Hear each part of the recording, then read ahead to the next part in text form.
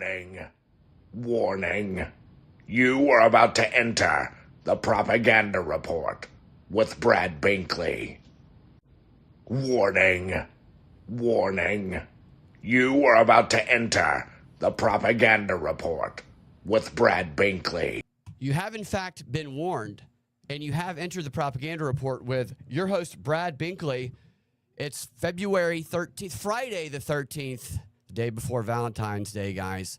I recommend a nice dinner, a few drinks, and then sit down with your loved one, read through the Fulton County FBI raid affidavit together, and inform each other very romantically, I would say.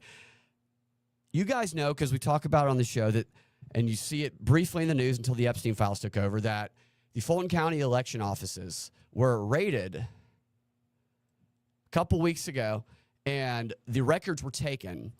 And there's been many reactions and responses. We had a fantastic guest on the show to help open our eyes to it. And a question many people had around that, myself included, is what was in that affidavit that provided that met the level of probable cause to get the search warrant to take the records. And the easy answer from the media was this is the same thing all over again. It's a bunch of authoritarianism, political persecution, just another thing in Trump's playbook, never even considering the possibility that there might be a little bit of there.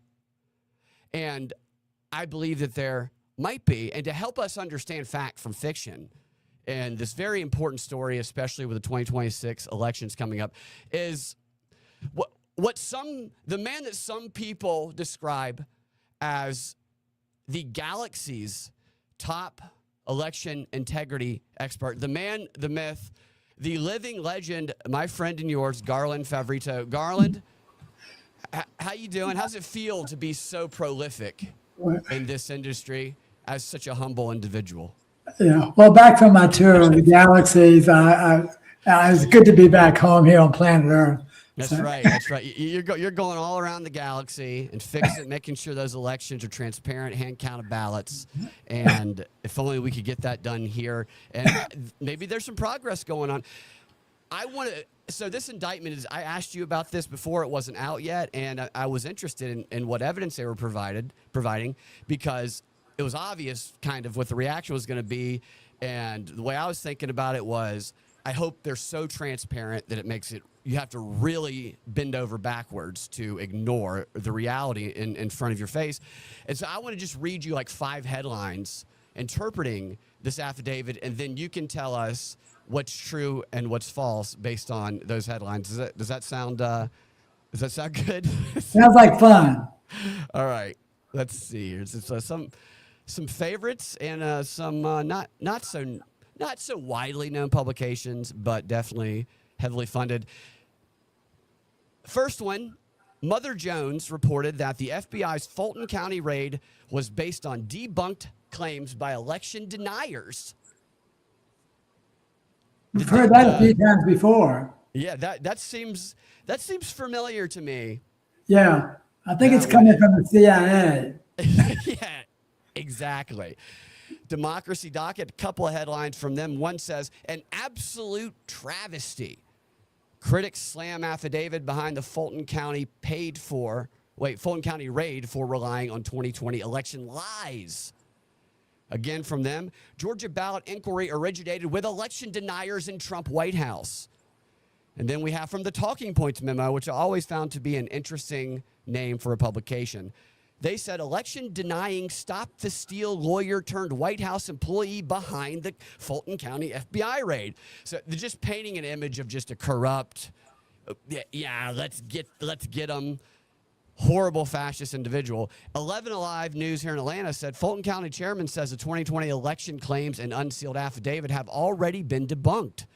Quote, but here we go again on a merry-go-round. Election.com says election experts and Republicans agree. Everybody agrees. The DOJ affidavit on Fulton County based on recycled, disproven conspiracy theories. And finally, the New York Times says Georgia ballot inquiry originated with election deniers in Trump White House, echoing one of the earlier ones.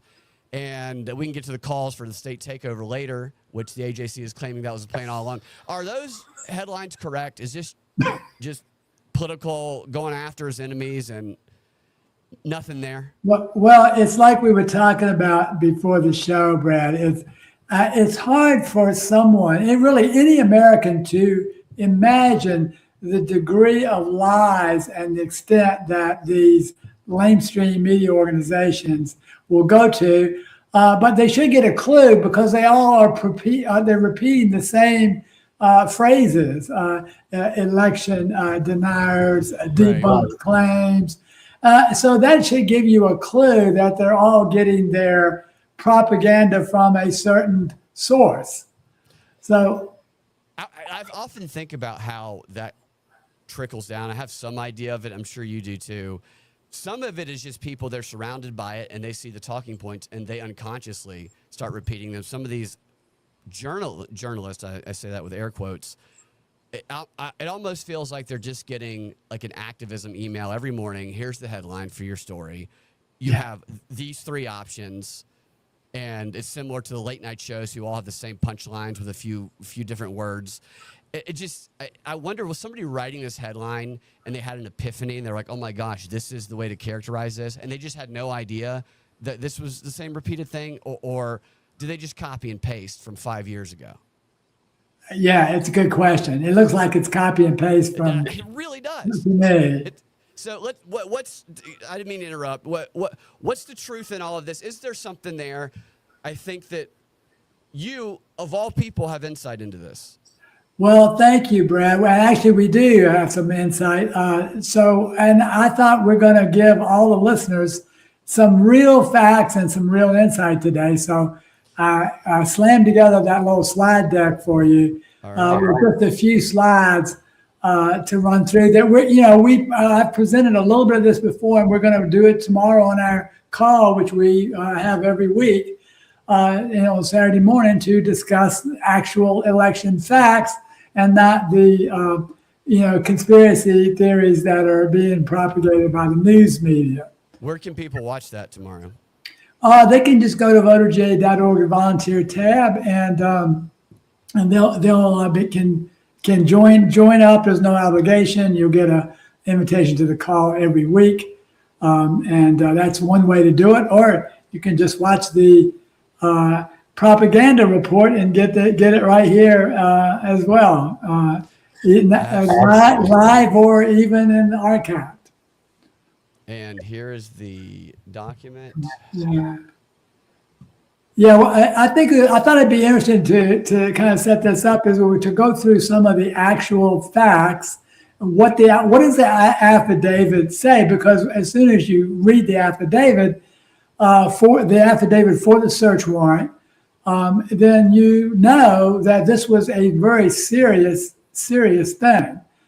And so there, if we slip back to that picture just for a second, I wanted to, that's the Fulton County warehouse. That is a copy of the cover page of the affidavit. And that is the Fulton County warehouse where everything went down, 660,000 square foot warehouse. The FBI command center and crime lab is there on scene. They got the whole thing marked off with yellow crime scene tape. I don't know if you could see that. Denying crime scene tape, yes, as it would probably be described. There you go. They just framed the perspective before the information like you're giving comes out. And we were talking about this before the show, the frustration, the challenge it is discussing these things with people, especially when you have all the Epstein stuff and all the other crazy stuff going on, who have already made up their mind beforehand and are getting these pre-programmed headlines that gets them to dismiss information. And I've always thought that Garland and the way he does this is PowerPoint presentations. I find them much more fun than I did in high school now because of what they reveal. But this is how you get the truth out. And I'm emphasizing that right now because people watching, watch Garland stream tomorrow. Look at this document. You can find it on his website, voterga.org. And this is the stuff that you can, if your friends want to have an open mind and get out of the Plato's cave, this is the kind of stuff to actually look at. There's nobody's connected to the outcome here. We, at least I believe people listening to the show are connected to the process of getting to the truth, regardless of where that truth is. And again, Garland, I don't mean to, just blow you up. You're one of the best at it. So continue. I apologize. I will not interrupt anymore. No, that's okay. So on the second slide, we wanted to go through, there are 5 major claims in the affidavit. Okay. And those are the 5 major claims. They are that there are missing digital records, that there are vote count discrepancies between the original and recount and the audit, where there were 3 counts. They told you that they all added up. Right. We're going to show you today that they didn't. That there are double scan ballots. We're going to show you today that they were actually double counted as well. Their claim is for counterfeit. There were counterfeit absentee ballots. I know a little bit about that because I was there when I saw them, the whole thing go down. And then finally, there's a really interesting thing, which they put in the affidavit about post-certification ballots that came in after the certification that have no sources. So, no, that's interesting. That's an interesting. I personally never knew that there was a thing such as like post-certifying ballots. Well, there wasn't. That's why you didn't know about it. This is new with Fulton County in 2020. Yeah. All right. Brad, so here's a few things. So I wanted to walk through each one of those 5 things. All right. They just put generically in there, here's the things that we're concerned about. Well, based on that, here's what we already know that have been confirmed with state election board investigations for the most part, or litigation. So the first one is the double scan ballots. Well, we know that there were 3,930 double scan ballots, and we know that those double scan ballots were also double counted. How do we know that? That was a ballot integrity analysis done by Philip Davis out of Florida. He has the ballotassure.com website. He's been analyzing ballot images in Georgia for 5 years. What's that website again? I think it's ballotassure.com, I believe. Ballotassure.com. Yeah. And he's got the integrity analysis up there. I think we have it posted as well. But he's a 30-year career image analyst, and he's analyzed this, and he was able to use certain techniques to determine exactly the number of ballots that were double scanned. So what is the response to this from people they're trying to spin the truth?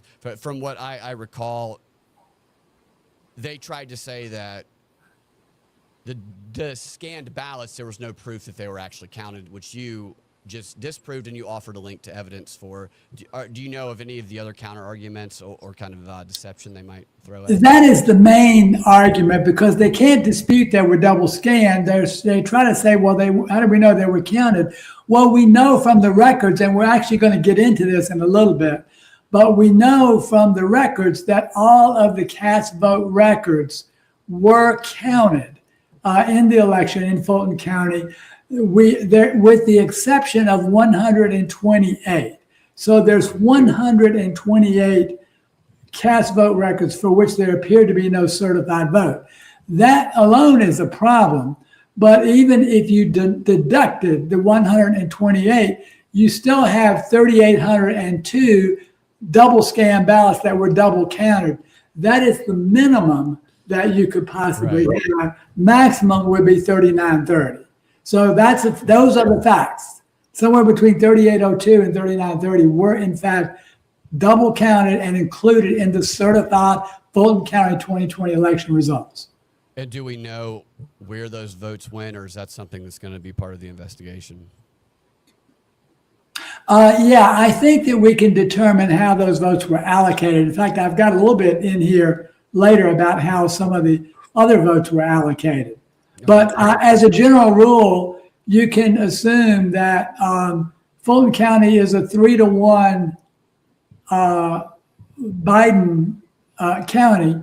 So if there are 4,000 double counted ballots, you can pretty much assume that 3,000 of those were for Biden and 1,000 for Trump. Okay, yeah, that's perfect. Like based on the statistical probability of the demographic. Yeah, very interesting. All right, so what are we looking at now? All right. The second one was the counterfeit absentee ballots. So this was there. I was there the day these were found on November 14th, 2020. Four senior poll managers and two audit monitors all signed sworn affidavits the next day that they had witnessed the counterfeit ballots. I was there when it occurred. The election official there on site, who is now the director of Fulton County, Nadine Williams, told them to just keep on counting because there is no procedure that the state has to resolve illegitimate ballots. So, she told them to keep counting. They were counted, and they were in the results to this day. Creative. So, and what is their counter argument to this? Well, they don't really have much of a counter argument today. So here's how these were found. That first of all, they're mail-in ballots. They're not creased from being mailed. They're not written with a writing instrument. They're written, look like a toner copy. They're not on the correct paper stock. And they're voted the same way down ballot for dozens of consecutive ballots in a row. So it's clearly obvious that they were they're counterfeit. Now, what the Secretary of State's office has tried to say that, we went and looked at the ballots while they were under seal and we didn't find any counterfeits. Well, if they did that, they would have tampered with the ballots and they would have committed a felony. I don't think they thought about that before they admitted that under oath. Look, we committed a felony to find out that there's nothing there. And Brad Raffensperger is the Georgia Secretary of State here, who was part of that infamous phone call where we talked about it last time. Pretty obviously, he misinterpreted by the media to be the basis of the RICO case, which I find to be very, very ironic here in Fulton County, Georgia, where everyone is in the media just trying to say there's nothing there. It's just crazy election deniers, waste of taxpayer dollars. I'm like, well, what about that RICO case? Might have been a little bit of a waste of taxpayer dollars, but we can get to that later. So these creased ballots, like paper stock, when I first started watching you talk about this and talking to you about election integrity, I knew nothing about it. And I slowly learned more and more from you. Is there a paper stock that is supposed to be used throughout? Yeah, for the most part, there is a standard paper stock that's used. That in this election, it came from Runbeck out of Arizona. Fulton County did print some ballots on, I think they had a ballot on demand printer at the last minute. They did print some ballots. But then there's another question about them ordering like 1 million ballots. So we don't know about that one either. But yeah, as to why they would have ordered that in October of 2020. So that's an outstanding question. But for the most part, they should have all come from Runbeck stock that was provided, in advance and also used to print and distribute the ballots that were used in Fulton County in 2020 and throughout most of the state. And it's unusual, as you said. At the very least, there should be an explanation as to why it's different. I don't know if the law is you have to use this paper stock or it's thrown out. Maybe it should be. But for super clarity, because, again, I didn't know this stuff until I started learning from you, not creased from being mailed. The media could easily go, most ballots are never creased. That's ridiculous. So usually the ballots are creased, correct? Well, if you mail it in, you have to fold it and put it in the envelope. So it's not possible to have a mail-in ballot that wasn't folded and mailed. And I belabor that point because I see the responses saying, well, they don't really necessarily have to be creased. And it's just that bending backwards to satisfy confirmation bias and ignoring the reality. And if it's not a mail-in ballot, it doesn't have to be creased, but all mail-in ballots have to be creased, and these were all mail-in ballots where the counterfeit ballots were found. Yeah, unless it's magic paper that retracts back to its perfect original state, and I don't know that would be allowed. yet. Anyway. Yeah, I don't even know if it exists. All right, so to recap, the missing digital records, it's so far I see a level of probable cause for me personally that would justify looking at these ballots. I don't know that the media is convinced yet, but what's our third one? All right. Well, the third one I think is the counts. They told you all the counts added up, right? Mm-hmm. So if you scroll down to the next one, there we go. The vote count discrepancies. So those are the counts that occurred. There's the original count, the hand count audit, and the machine recount.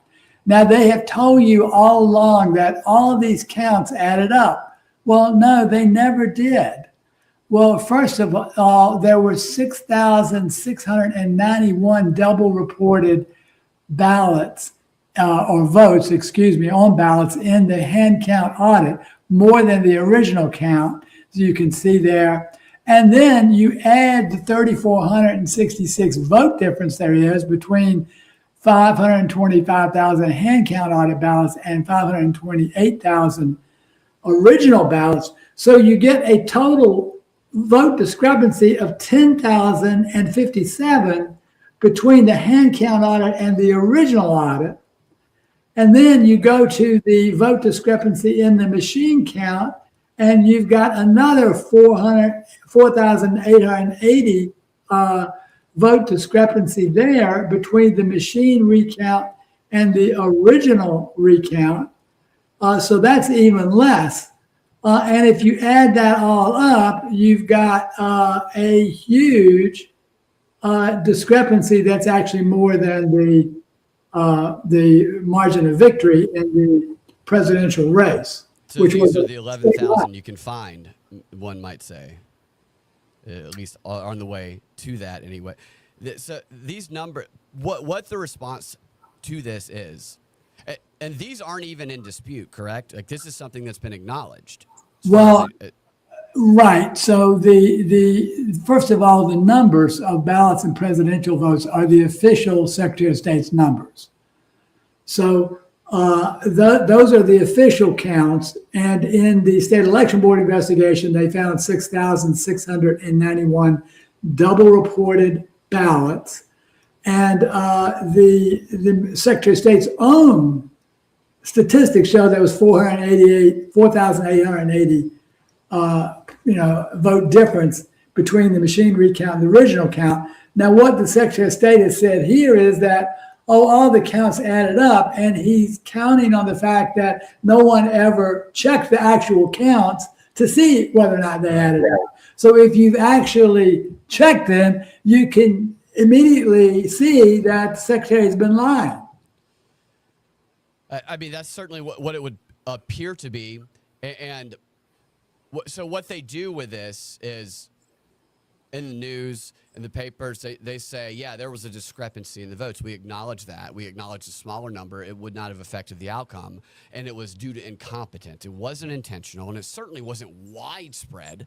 And that was the talking points all the way through. Well, we've been talking for 5 years doing this, and these are the talking points that have come back with the Georgia Secretary of State on top of what you said there, again, reiterating in an interview that the 2020 election was the most secure in American history, and Georgia was at the top of that security. It's so ridiculous, and people say, well, he's a Republican. Well, his phone call was the basis of everything the Democrats loved, and he never disputed it. He never confirmed it. I don't know if people recognize that. Brad Raffensperger was asked many times, did you feel like you were being pressured to go steal the election to find votes that weren't there? And he would then just ignore that and answer a question he wanted to ask. That way the media would just be enabled to then say this was a malicious thing.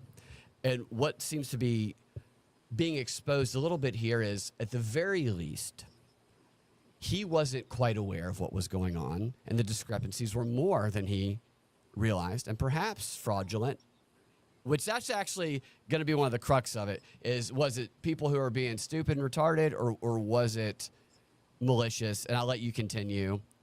Well, and I think you're going to be able to reach that conclusion in the next couple of slides. All right, perfect. Yeah, so Garland is the level-headed, provide evidence, I interject. He brings me back and says, let's look at this piece of information.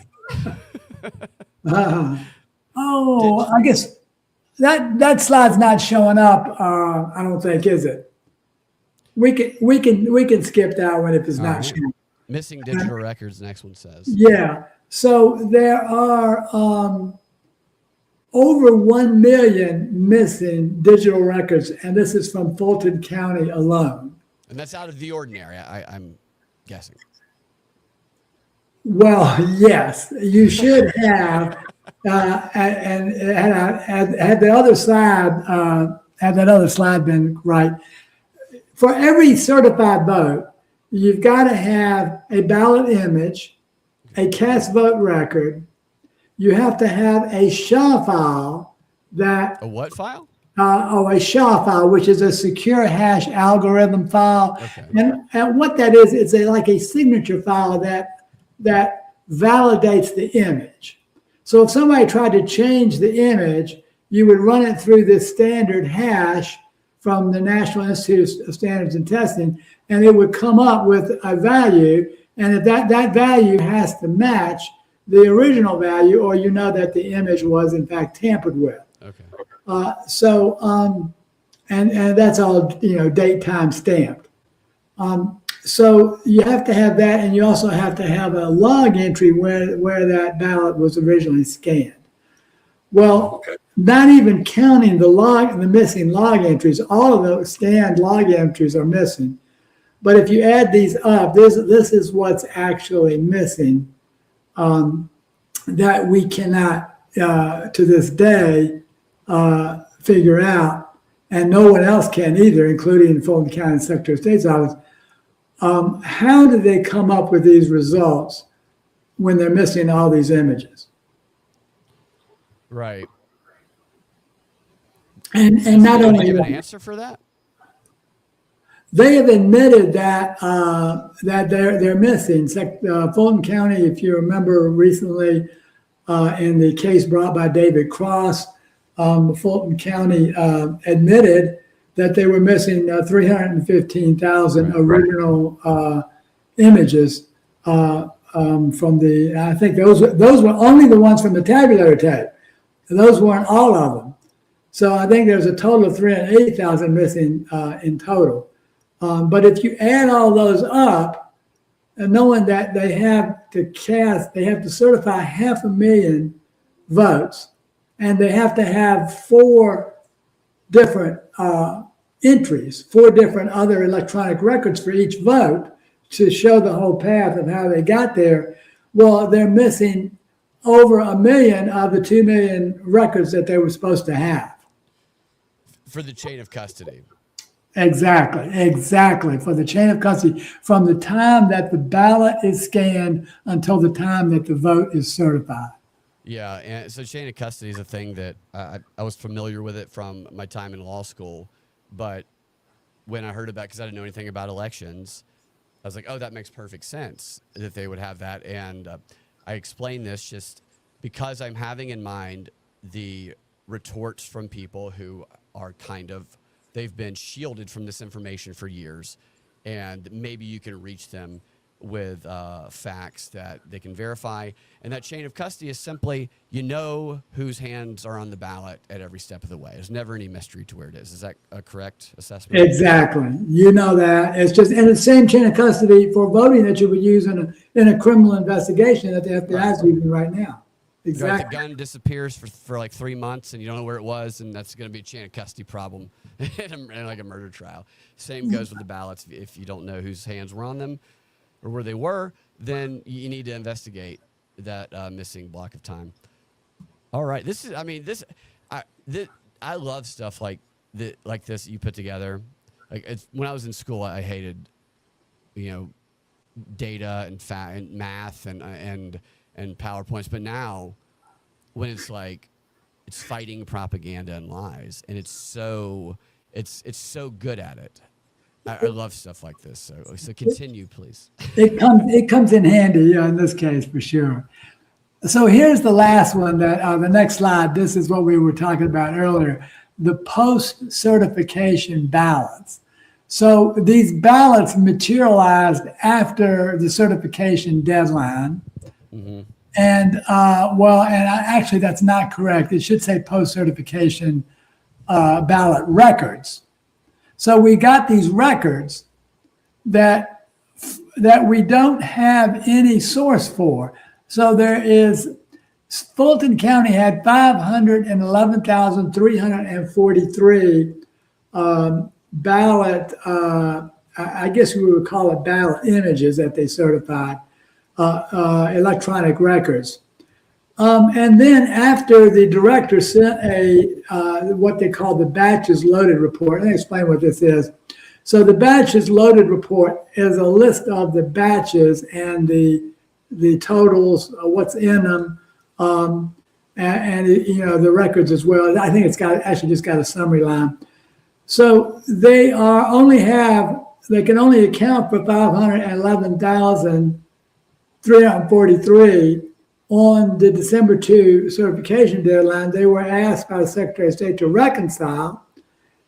And Richard Barron sends this batches loaded report over to the elections group and gets it back, or he gets the next day. I don't know what he got back, but the next day they certified 527,520. So it was, I think, 16 or 17,000 more votes than they had the day before, and nothing had changed.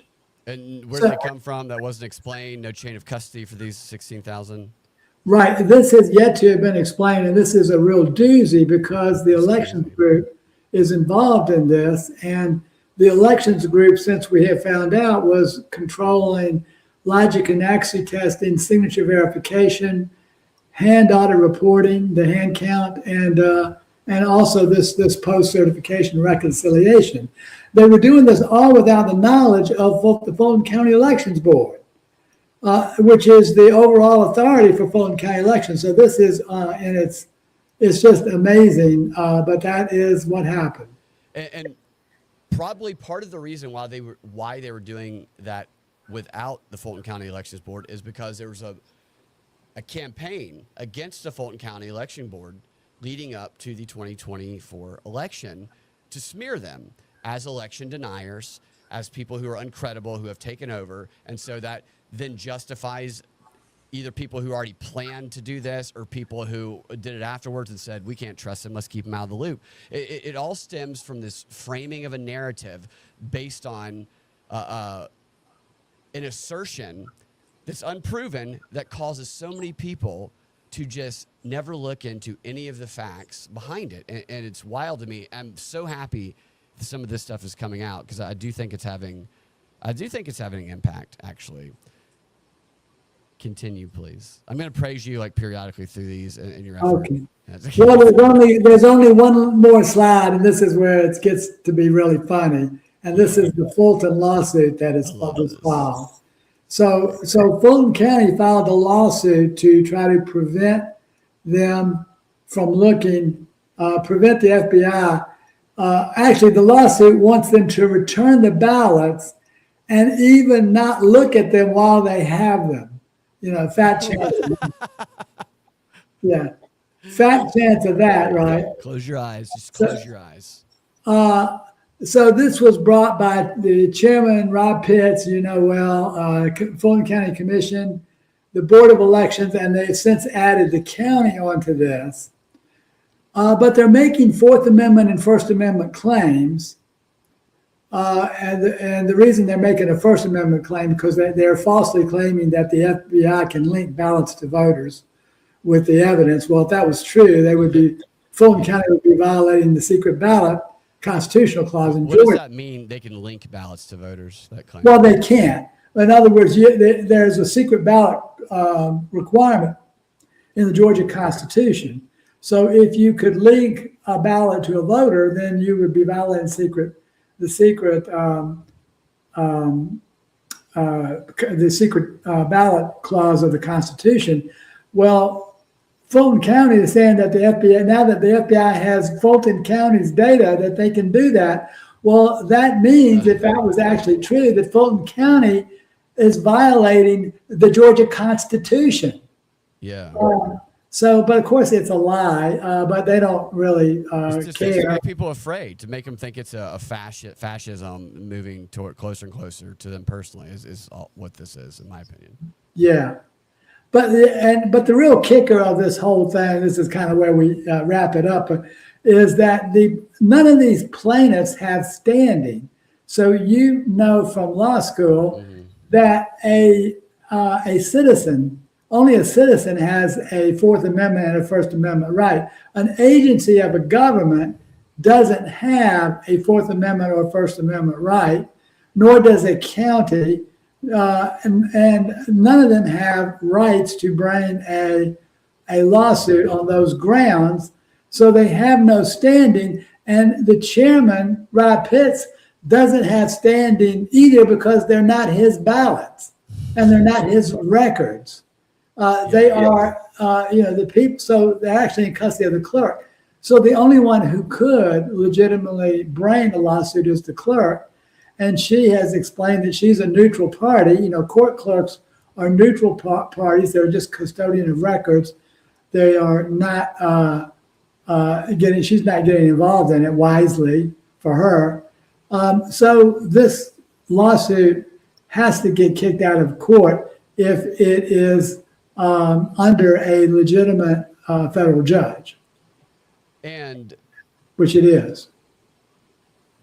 So I'm understanding this clearly. They have no standing, which would be ironic, because previously there was a widespread effort and successful effort to throw out cases in Georgia based on a procedural claim that there was no standing from those bringing the case, people who were citizens of Georgia. Right. Which would then turn into, well, this case has been litigated, to try to make people think the merits of it has been litigated, when it wasn't.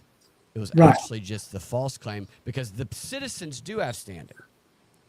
But on the opposite end, what you're saying is these agencies do not. Exactly. So this is a real case of no standing, whereas our case, as proven in the Georgia Supreme Court, was a case where citizens have standing. But this is clearly a ridiculously frivolous lawsuit. I'd love to see the DOJ file for attorney's fees in this case. I would too. Like in Fulton County, there was the story today that a Fannie came out and said that's going to take all her budget. We had talked about this previously, if what would happen, was it going to come from taxpayer dollars? And I think Trump and his legal team, they're pursuing the legal fees, and are they going after Fannie Willis's district attorney office, or how does that work? You talking about the DOJ? Yeah. No, right now that is all civil. See, this is a criminal investigation. The only question left is this criminal or not? Yes. But now that, for the meantime, for right now, is civil.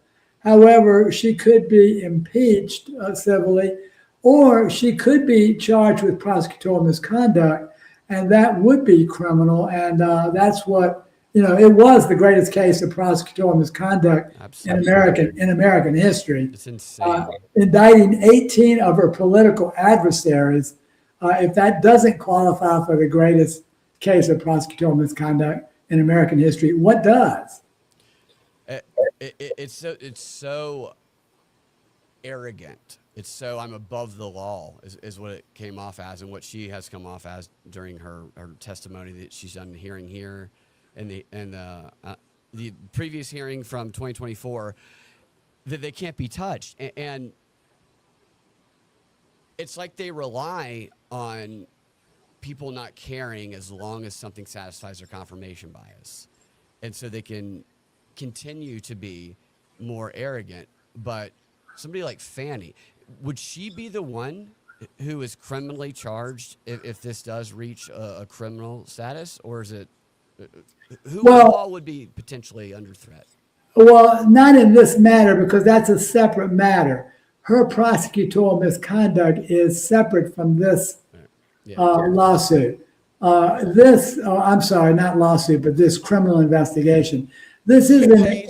She turns her employees into prostitutes allegedly and has sex with them, and that is part of her thing, and which is true. But this here, who are the criminal targets?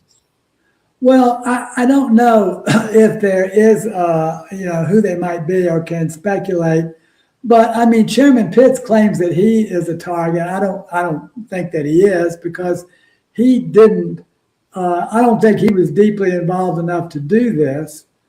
But obviously there was some shenanigans going on within the elections department. I don't know that the Board of Elections even knew what was going on. They were not informed that the elections group was running their election. So they can't be held, probably cannot be held culpable. But I think that, you've got to consider whether did the elections director know, and some other things. So I think that's some more issues. Those are slides I was working on. I hadn't finished yet. So you got the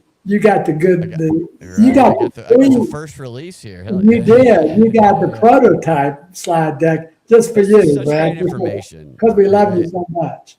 Yeah, voterga.org, and you put all this stuff up on your website if people want to go. Look at it for yourself. This is not up there yet because we're still working on it. But once we get it finalized, we are going to have a press conference on the last week of February to go over this once we get the final deck and all the final evidence in. I mean, that's great work. That's the work that's the hard work that people don't necessarily want to do, and you guys do it. And Denver, he wants to clarify here. He says, so Fulton County is missing 1 million election records of votes, and 2, Fulton ordered 1 million extra ballots for some reason. Did I hear that right? Yes, that is right. They are clearly missing 1 million electronic records. That's exactly right. And they ordered, I think, 1 million ballots for reasons we don't know in October. I've got it, but I don't have the exact date with me, so I'll have to get that date. Where do they order those ballots from? A random question. They would have come from Runback in Arizona. Okay, interesting. Which was the ballot supplier for Dominion voting machines. Oh, wow, that's interesting. People haven't talked about the whole Moderna and his tracksuit recently, and I know there's some speculation that we discussed that there was something, maybe some sort of deal made. I don't know, but I'm definitely interested in following that. As someone who's investigated the Epstein files and gotten my website taken down and kicked off WSB in part for reporting on it, right now I find this to be the more interesting and relevant story to focus on. That's actually distracting from, and so I think you're doing. I think you're doing great work. What is? I got a couple more questions related to that. Let me find them here. So, sorry, we got my notes mixed up. Okay. What's going to happen next to begin with? We can see them gearing up in the messaging, but they seem to be unable to stop this legal process. So what do you see happening moving forward? I think you'll get an investigation, and I think that we'll get to the bottom of this pretty quickly, maybe, 60 days or so. I don't see why. The FBI's got the evidence. They know what we know, and they got most of that. Probably, it's publicly available information, what they put in that affidavit. If anyone who had attended state election board meetings for the last year or two would know exactly what we just talked about today. This isn't, it hasn't been hidden. It's been available. Of course, the news media, as you said, has suppressed it, but it's all right there. So the only question left is, the facts are clear. The question is, was it a criminality involved or not? And that's the question I think that the FBI will be dealing with, and the Department of Justice. And that's the big question, because that's always the response. As we found the discrepancies, and we had to let go those few people because they were just too stupid. And what I wonder about is what is going to make it cross that line. I'm not sure if this would be a jury trial that goes to this. I'm not as familiar with these types of cases, but making it criminal, and that's the messaging push has been, this is so unintentional. Yeah, we messed up, some people did, but we're fine now. I am a Republican Secretary of State, and I'm running for governor now, Brad Raffensperger, and I would never do anything that would jeopardize the most secure elections in American history, obviously, with the Dominion voting machines. You just see their manipulation coming from a mile away, and it's getting tired and repeated. And you had tweeted out earlier that the evidence, and you just referenced this, is this subset of stuff that you have been uncovering for 5 years that has been revealed at these election board hearings in Georgia, in Fulton County. And I started going to those because of you, because of the information that was being revealed there. But I didn't even know that was a thing until then. I didn't know it existed, and if I did, I would probably roll my eyes and go, "Oh, that's boring. I'm gonna stay at home and search the Epstein files for some dirty stuff instead." But this is the way that any country, our country, anywhere in the world, people can be deceived by turning attention away from the places that you can actually go and have your voice heard and find out what's really going on in your community. Because otherwise, your perception of that is going to be determined by your national media that doesn't even really know. So find interest in these things. I have through you. They are fun, but like people perceive this stuff as boring, when the reality is it's the foundation of democracy, which you have helped show me. So thank you for that. And respond to that. Okay. Please. Yeah. So, and Brad, your video froze there again. But you're right. The state election board it can be boring, but however, it's become very interesting now that it's been reconfigured with 3 members that really care about election integrity.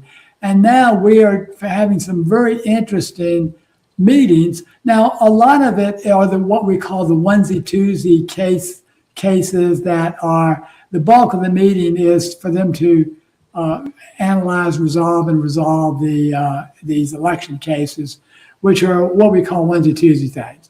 But this is the serious matter, which has been swept under the rug, and cases like this have been swept under the rug for years. And now, because of the majority-friendly, election integrity-friendly board, we're hearing some fascinating information and getting to truth and facts that we've never been able to get through in Georgia before. And it is very interesting when you watch it.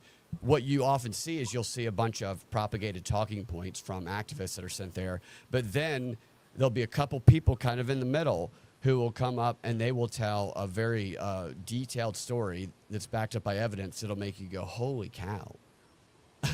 That's crazy how these things can be manipulated, and not having attention on it, I think makes it very, very easy.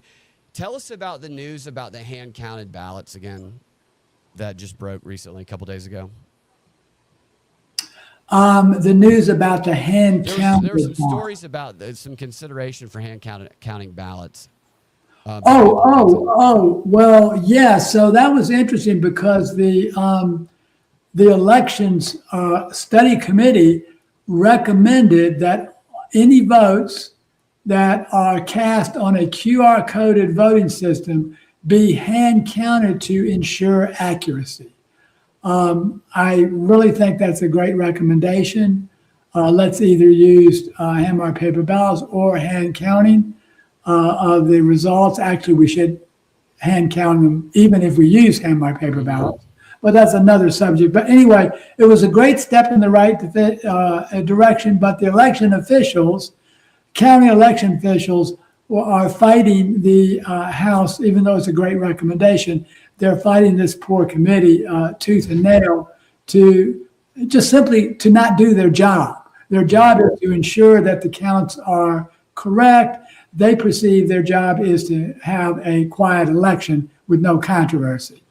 And they get smeared and attacked because they're doing their job locally, like they did leading up to the 2024 election. It's crazy. Yeah. This is why people who don't want to go and pursue a local office that might help them do things, because they see these attacks that happen. But I like the balls and the boldness on those who are on the election board to question things and to pursue the truth of it. And honestly, this story makes me like super optimistic. Frighten Me says, thank you for fighting for this, Garland.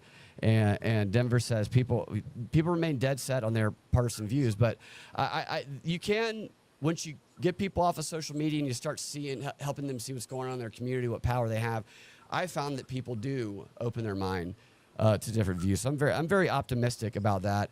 And the hand counting, I'll never forget being at one of those election board meetings in 2024, or I think it was 2024, maybe it was last year, and somebody came up who was opposed to the hand count of ballots. They probably were for it the year before. It just depends on what they were told. But this time they came up with a stack of papers. You remember this? And this woman held this stack of papers, and she goes, yeah, I remember that. Someone would have to count all of these, buy them. I mean, look how the paper cuts involved. Are you kidding? It was so misrepresentative of how it is. It's actually more secure, and it can be done in a day. Isn't that correct? Well, right. And I got the statistics for you, Brad. So if let's say you have, keep your precincts at about 2,000, most of the registered voters, most of them are around that now. If you have a 50% turnout, you can have 1,000 ballots, count those 9 races on those 1,000 ballots with a fresh 16-person volunteer team in 3 hours. So that would be, by 10 o'clock, you'd have the results for each precinct. So it's not that big of a deal, and it's 100% accurate. Yeah, it's not hackable, these paper Right. ballots. And that's right, not hackable, and it can be publicly recorded, so you don't have to worry about cheating. And it makes perfect sense if you separate all of the political fighting, like a logical person, separate everything else, present this idea to them in a different context. They go, well, yeah, that makes perfect sense. All right, Garland. Right. Yeah, Denver's right. Some people they're so partisan they're not going to come off their box, but a lot of them are like what you said. Once you can sway them with actual facts and evidence, and that's where we are now. And I have found that I've been grappling with this a lot. I was telling you about this before the show. That's part of the reason why I'm a little sleep deprived. Is I didn't have a video game system for a long time. My friend convinced me to get a PlayStation 5, and I learned that I can go on these gaming chats with him and some of his friends, and most of them are completely liberal and they believe everything. And so I use that as like a testing ground to see if I can get through to people on certain issues, because they're very quick to decide based on what they've been told, and they get very angry about an alternative opinion. So it's been a unique challenge, and I just wonder, like, what I say to them is, I wonder, what if this were like a creative exercise and you had no attachment to the outcome of it? It was just, stakes free. What would convince you? You tell me what you would need to see for the opinion that you've held firm to maybe, raise some questions in your mind. What would you need to see? And that exercise is, I found that to be useful, because then the people you're talking to then start brainstorming, what would break my belief in this? And they tell you, or they say nothing, and then that person's not worth arguing with. They're brainwashed. That's a great question. And I would bet that 8 out of 10 times, we could probably already have the evidence that would convince that person. Absolutely. And so, like, if you get them to start brainstorming and saying what they would need to see, then their mind opens up to the evidence that you can then present, as opposed to if you just present the evidence, they see that as like a right-wing attack or something, and they just never look at it. So yes. Thank you for everything that you do, Garland, and for helping me understand the election process better, understanding how the election process works so we can see when there are problems with it. Is if you are pro-America and pro-democracy, in my opinion, understanding that is probably one of the best things that you can do, and nobody helps you understand it better than Voter GA. Tell us where your next event is, where people can get products, and how they can help you guys. Well, we're actually going to be down, I think, in Troup County at a GOP luncheon Tuesday. That would be our immediate next event. So we're not doing very many right now because of the session is in play. We're trying to get some bills passed. But if you look on keep tabs on the voterga.org events tab, we will have a press conference right here in Roswell the last week of February. And we are all the evidence we talked about, most of it is up there. We're still developing some of this. It's not up there, but we have so much that have already been talks about a lot of everything we've talked about today that's already on the site. And we are all volunteers, 501c3, tax-deductible donations, and we don't take salaries.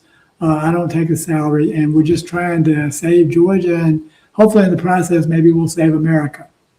Absolutely, and I encourage people to give. If you're going to be donating money to something, donate it to this cause. It's very easy to fall into the grift of the extreme points of view and the infighting, and everything has to be just on the edges of everything on social media. This is where the real work is. And these are the people that have the good intent and that are pursuing truth and the protection and stabilization of democracy. So if that's something you care about and not owning the left or right, look into that for sure. And one final thing that I know that you have, you could probably help people with. I always wondered, how do you go to these hearings? How do you find out about them? You helped me learn about when the state board hearings were so that I could go to them. You can also go to the Capitol, and you can just walk around and pop in and talk to your elected officials. That's how it's supposed to work. You're supposed to be able to be in contact with this process. And I think people, one, they don't necessarily realize that. I know I didn't to the full extent that you have access. And two, if they do realize it, they have no idea how to find out when those opportunities are. Do you have any information you can help people out with on that? Well, a couple of things there. You're right. It is good to just visit the Capitol. You can walk in. I'm trying to think I'm trying to remember if on the legislative website, which is legis.ga.gov, or you can do house.ga.gov or senate.ga.gov. Yep. I'm not sure if there is a find your legislator on there or not, but the first step would be to know who your legislator is, who your legislators are. You have a House representative and a state representative. And you can visit them or call their office, express their opinion. We do text blasts for a variety of things. We have one going right now to fund the state election board properly so that they can continue these investigations. And we have some other things going on if you're involved with us. So that's an important thing to do. And then the state election board, as you said, Brad, they're up on the sos.ga.gov site. Secretary of State's office. You can find the State Election Board tab, and then that will show you the upcoming events. And they're having a meeting next Wednesday in Winder, and that meeting may also run into Thursday. Next Wednesday in Winder, Georgia. That's near my old stomping grounds down there towards UGA Bulldog territory. That's interesting. Ted Metz is running for Secretary of State in the 2026 campaign. That's correct? I didn't know that. He hasn't told me yet. I think he was nominated for the Libertarians. I hope I'm not incorrect on that, but I think that he's running. And I know we both know Ted. Ted's a big election integrity supporter. He's helped out with a lot of events. So definitely, yeah. So he's running for the Secretary of State. So check him out. He's a good guy. He's pro-democracy. And thank you again, Garland. Yeah, since you mentioned that, one of the best clips, you'll have to get the clip of him asking Raffensperger a question during the Secretary of State debate 4 years ago. I think you'll find that. What did he ask him?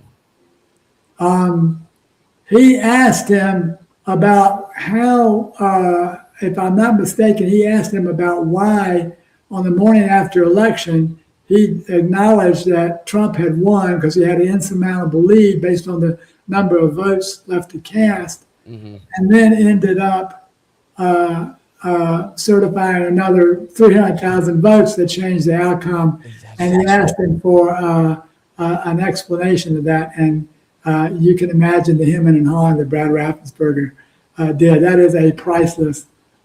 Yeah, I'll have to pull that up and play it on an upcoming show. Yeah, Ted, people who run for office and fight this fight on the ground like you do and in court, and then like Ted putting himself on a debate stage against Stacey Abrams and Brian Kemp and making himself the target of attack, because that's the only thing the left and right will agree upon is they will agree to go after a third-party candidate who undermines the mainstream narrative. That's a bold thing that all of you guys do, and it doesn't get as appreciated as it should, in my opinion.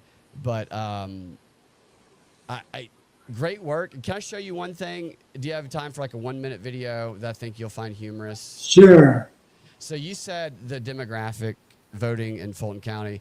I don't know if you've seen this video, but I did interview somebody. I was outside one of Trump's rallies. I went to all of Kamala and Trump's events during the 2024 campaign. When I could find Kamala's, I tried to keep them secret. But I encountered someone who I found to be the most unbiased potential voter that I'd ever encountered. And I asked him if he was supporting Trump or Kamala, and this is what he told me on the streets of Atlanta outside of Trump's rally. Here he is. He was profound, actually. I like Joe Biden, but I believe in Donald Trump. He's nice, Yeah. I wish he'd get extra 4 years, Donald Trump. You get 4 and then 4 more? Yeah. For Donald Trump? Yeah. What if Biden was Trump's VP? Biden? Yeah. That'd be a good team, strong team. What do you like about Joe? Joe Biden?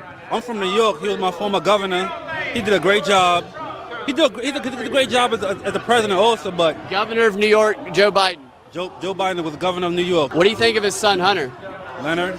I really don't know. I'm not that big on politicians too much, but I just know Joe Biden and Donald Trump. Yeah. That's it. Yeah. So if you had to choose between one of the two, would you pick Joe or Trump? Trump. Yeah. Trump is the businessman. Donald Trump is a big businessman, Yeah. Trump Towers, the casinos, you can't beat him. That's one of my favorite interviews on the street that I've ever done, because the guy had no agenda. I can see why. Yeah, he's just thinking about these two dudes who one he thinks was the governor of New York. I don't know where he got that from. I was laughing about that as soon as he said it. All right, voterga.com. Thanks again, Garland. Thanks to everybody in the chats. I appreciate you guys, and we'll do it again next week. You guys have a fantastic weekend, Valentine's Day, Friday the 13th, and a fantastic rest of your day. We'll talk to y'all later on.